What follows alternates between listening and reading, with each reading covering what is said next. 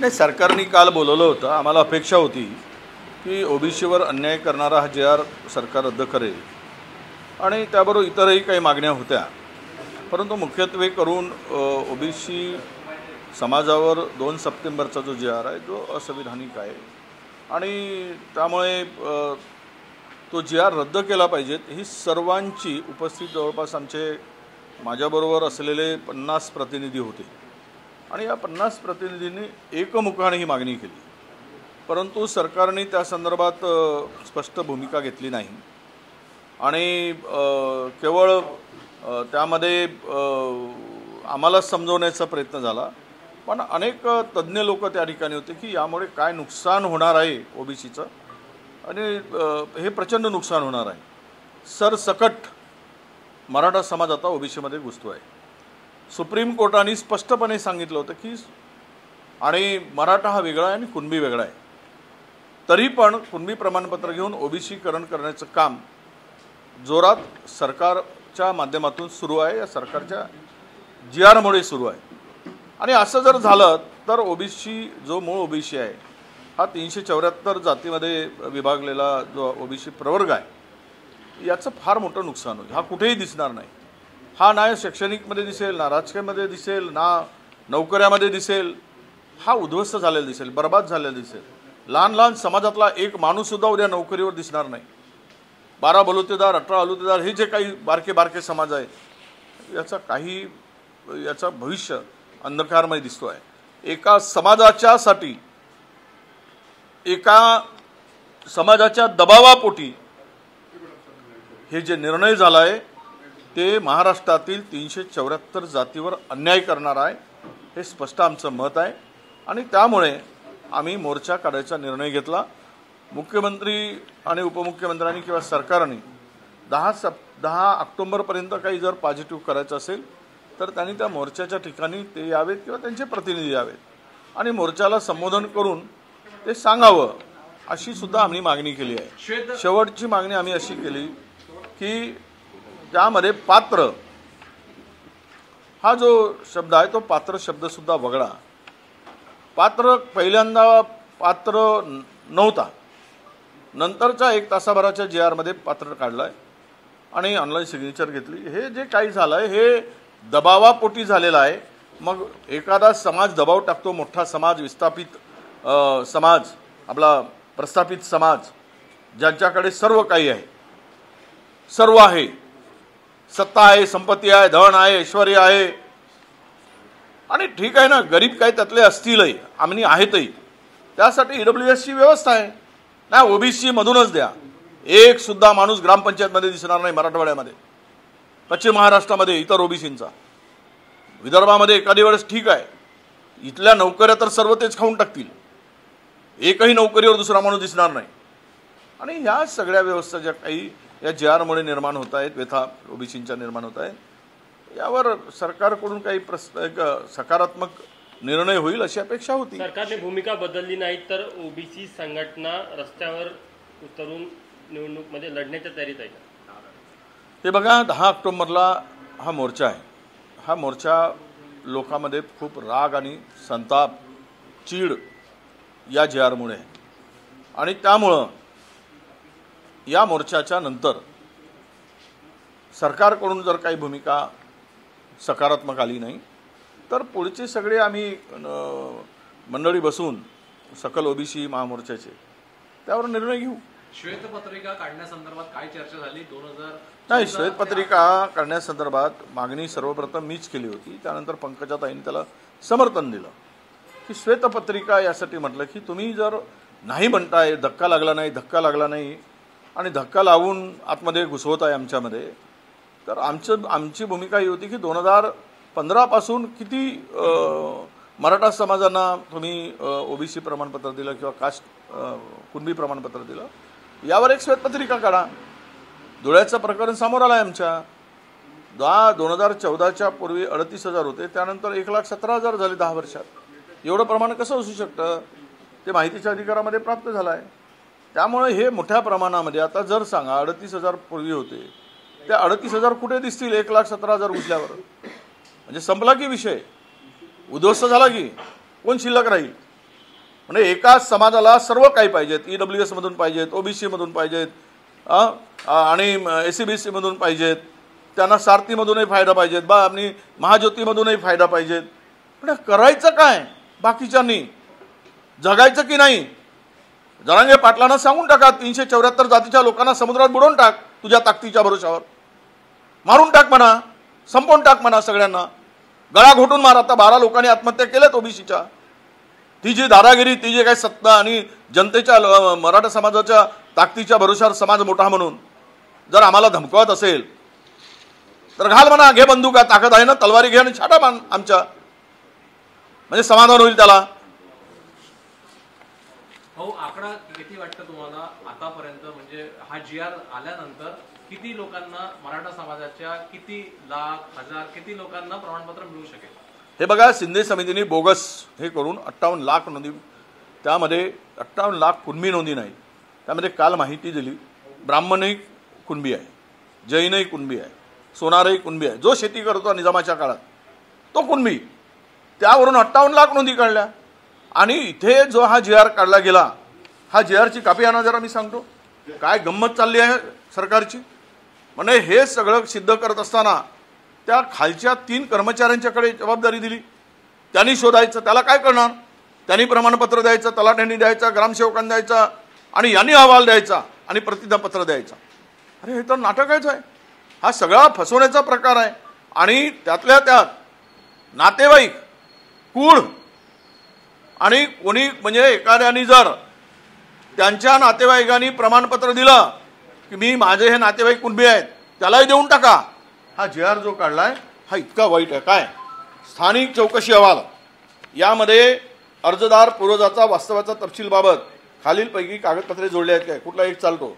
शाळाचा दाखला, नोंदणीकृत दस्त, वीज बिल, ग्रामपंचायत दाखले आणि महसूल ग्रामपंचायत दाखला त्यांनी द्यायचा, ग्रामसेवकांनी महसुली दस्त यांनी द्यायचा. आणि शेवट याच्यात न्यायमूर्ती संदीप शिंदे ठर समितीने ठरवून दिलेले दस्त. आता ते बोगसच आहे, ठरावून त्यांच्यासाठीच केलेली समिती आहे. मराठा हे संदीप शिंदे निवृत्त, हे शिंदे मराठाच होते, कोणाच्या बाजूने देतील? आणि त्यानंतर कुणबी मराठा, कुणबी मराठा जात प्रमाणपत्र काढण्यासाठी चौकशीसाठी जोडलेली सर्वसाधारण कागदपत्रे. काय म्हटलं आहे? अर्जदाराच्या कुटुंबात, नातेवाईकात मराठा, कुणबी मराठा मिळालेल्या सर्वांमध्ये एक जर कोणीतरी काढला असेल, म्हणजे उदाहरणार्थ आमच्याकडच्या एखाद्या पोरीनं लग्न तिकडे पुण्यात झालं असेल मराठा समाजाच्या मुलाशी, आणि ह्या प्रमाणपत्राच्या पोरीचं जर कास्ट कुणबी आहे, तर त्याचा संपूर्ण गोतावळा सर्व हे कुणबी होती. हा त्याचा अर्थ आहे. अर्जदारांचे, यांचे वडील, आजोबा, सख्खे भाऊ, सख्खी बहीण, काका, काकी, आत्या शाळा सोडल्याचा दाखला, वैधता प्रमाणपत्राची साक्षांतर. आता सांगा मला, विवाहित स्त्रीसाठी स्वतःचा शालेय दाखला, हे या वंशावळाचा प्रमाणपत्र पाहिजे. आता वंशावळ म्हणजे काय? हे खरं म्हणजे प्रमाणपत्र, कास्ट सर्टिफिकेट हे पितृपक्षाकडून येतं. हे वंशावळ पाहिजेत, पुरीच जेवढी वंशावळ आहे त्यांची. आणि गंमत काय वाटतंय, अर्जदार यांची सामाजिक पार्श्वभूमी कशी तपासायची बघा. त्यांच्या कुळातील, आता कुळ केवढा भारी असते, माझा कुळ एवढा मोठा भारी आहे की कितीतरी तो विस्तीर्ण पसरलेला आहे. त्या कुळातील व्यक्तींना कुणबी प्रमाणपत्र मिळाले आहेत काय असेल तर तो, म्हणजे हे कसं सांगायचं, त्याची सामाजिक पार्श्वभूमी कशी शोधायची. नातेवाईकांनी प्रमाणपत्र दिले आहे काय, तरी पात्र त्याचा कुठलाही नातेवाईकाचं डेफिनेशन नाही. जातीबद्दल पुरावा नसल्यास त्याबाबत प्रतिज्ञापत्र दिले आहे काय, ते पण लिहून टाकलं आहे. कुणबी किंवा संबंधित सण उत्सव, उदाहरणार्थ बैलपोळा वगैरे साजरे होतात का? ज्याच्याकडे बैल त्याचा पोळा साजरा होतो, तेही धरून टाकलं.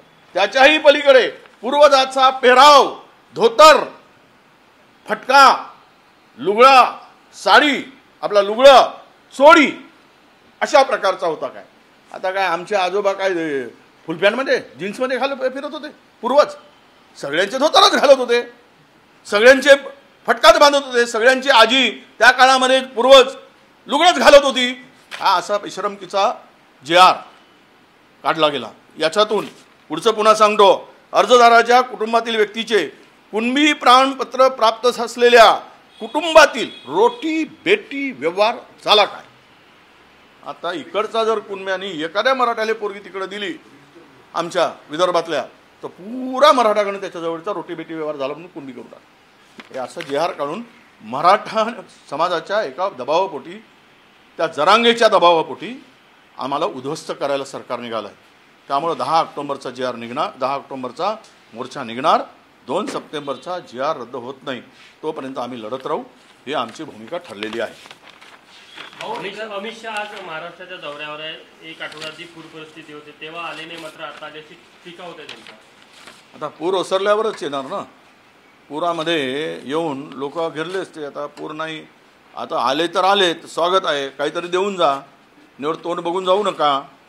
नाही तर आले आणि गेले हात हलवून, अशी परिस्थिती होता कामा नये. महाराष्ट्रात जर मुख्यमंत्री अमित शहा येत आहेत, मला वाटतं की उद्या 8 तारखेला पंतप्रधान येत आहेत. महाराष्ट्राला संकटात सापडलेल्या महाराष्ट्राला भरभरून देऊन जा. किमान 50,000 रुपये हेक्टरी शेतकऱ्याला मदत करून जा. नाहीतर आलेत विमानतळाचं उद्घाटन करून जाल आणि कुठेतरी भेट देऊन जाल, कुठल्या आमदाराच्या कार्यक्रमाचं उद्घाटन कारखान्याचं करून जाल. त्यामुळे शेतकऱ्यांना यातून दिलासा मिळणार नाही. शेतकऱ्याच्या संकटामध्ये सरकार म्हणून उभं राहण्याचं दायित्व हे निभावायला पाहिजेत आणि ती अपेक्षा आमची आहे त्यांच्याकडून. शॉक लागणार आहे, वीज बिल महाग होणार आहे, 30 ते 95 पैसेपर्यंत वीज बिल महाग होणार.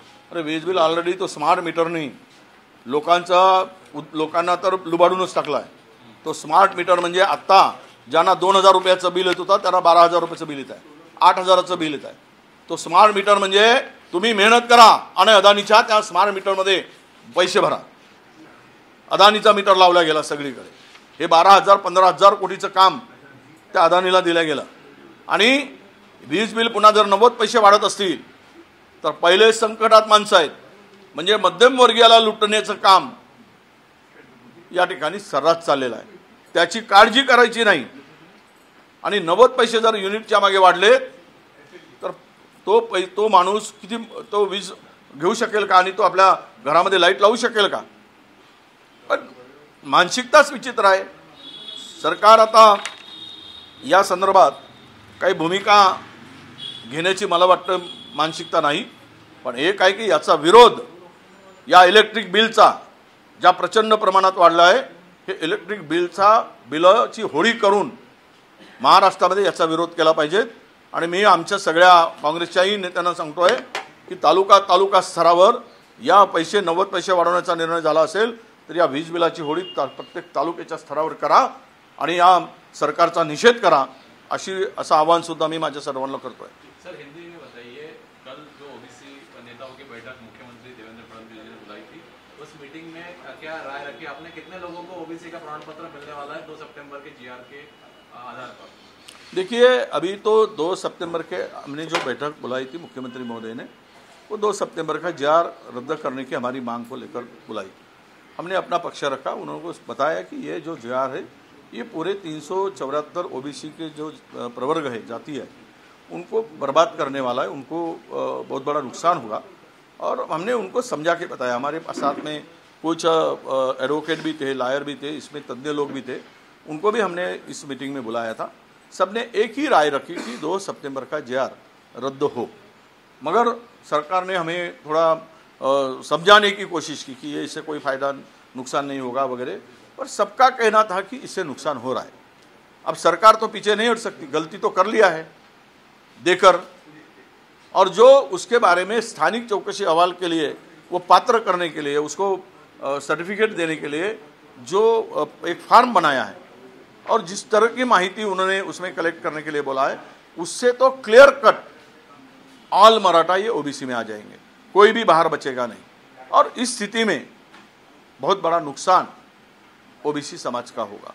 ये कहीं नहीं दिखेगा, ना ग्राम पंचायत में दिखेगा, जिला परिषद में दिखेगा, लोकल बॉडीज में दिखेगा, नहीं नौकरी में दिखेगा, और एजुकेशन में भी इसका बहुत बड़ा असर होने वाला है. हर कोई जगह मराठा समाज ले जाएगा और जो गरीब लोग हैं, छोटा समाज के लोग हैं, पूरी तरह बर्बाद हो जाएंगे, पूरी तरह रास्ते पर आ जाएंगे. यानी इस तरह का एक आदमी कहता है और इस तरह का जीआर निकालकर पूरे ओबीसी को नुकसान पहुंचाना, ये किस तरह की नीति है? क्या चाहता है जरांगे हमसे? कि 372 जाति को खत्म करना चाहता है, तो उनके हाथ में AK-47 दे दो, सबको खत्म कर दो बोलना और उड़ाओ बोलना हमको। नहीं तो समुद्र में जाके पूरे समाज को बोल दो कि हमको जाके खड्डे में जाके डाल दे। इस तरह की दादागिरी करके अगर कोई बोला JR गलत है तो उनको मिटा दो, उनको खत्म कर दो। इस तरह की भाषा करता है वो। यानी हमारे ऊपर कल कम ज्यादा होगा तो पहले जरांगे को अरेस्ट करना चाहिए। इस तरह से गलती यानी गंदी गालियां देते हैं। अरे हम हमारी समाज की बात कर रहे, तुम तुम्हारे समाज की बात किया तो हमने भी हमारी समाज की बात की। हम मराठा समाज को देने के लिए, गरीब समाज को देने के लिए विरोध में नहीं है। उनको दो, EWS से दो, है ना। वहां पे 10% की व्यवस्था की गई है। तुम आपके लिए नौकरी में जो गरीब बच्चे हैं उनको वहां पे नौकरी मिलेगी। विदर्भ में जितने भी अभी लोग आ रहे हैं, कृषि सहायक से लेकर तो ग्राम सेवक से लेकर तो तलाटी से लेकर सब कुछ मराठवाड़ा से आ रहा है। कोई भी OBC यहां को लोग नौकरी नहीं लग रही है।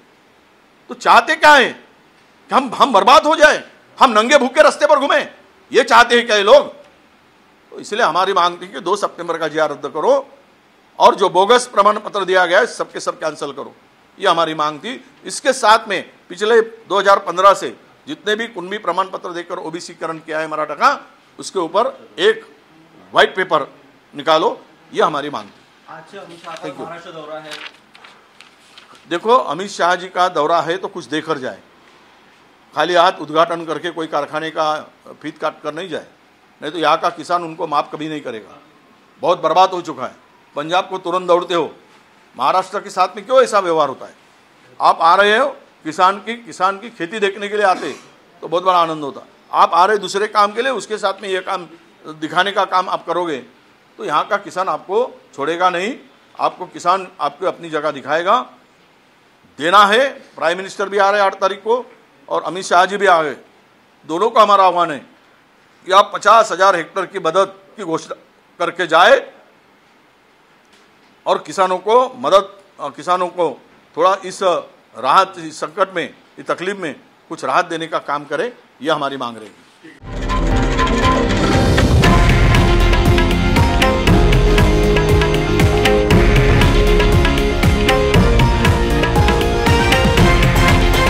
हे आहे देशातील नंबर 1 न्यूज नेटवर्क आणि आपण पाहत आहात TV9 मराठी, एकमेव।